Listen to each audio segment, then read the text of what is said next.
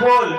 छोटे मोदा साबुना फेपल पासपत्री जुगड़ मैं हाजी से के बोलू सुनते मैं पड़ो मैं हाजी संग कथि बादाम को भात दूध पानी पड़ी खेलता दो दादा के दादा हाय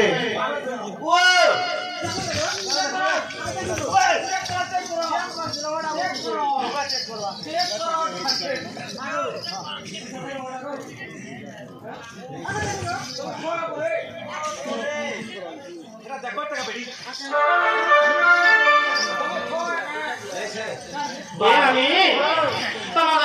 सामने का हाल ना पुंसा खेले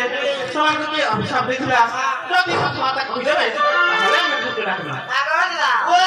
केदार रोने रुबिजी रोना पुंसा भाई के अभिशाप देखला गाता करे जे को करे ओ हरे यारे सुन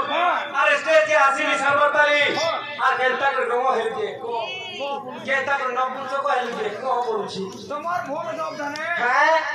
तमे तो गोवसन में रहउछ ई मेहजीर कथा के सुन आ तोर मुहे तू झाड़ा बस मोर मुंह से झाड़ा बसबे ओए सुनाओ अरे केता कथा कोते सुने नहीं पारबाय ये कथा अरे मां बना पोतरे थीता चारी जो बना पोतरे थीता कहि थीती ये ता निहरा कथा बता पोतरा सर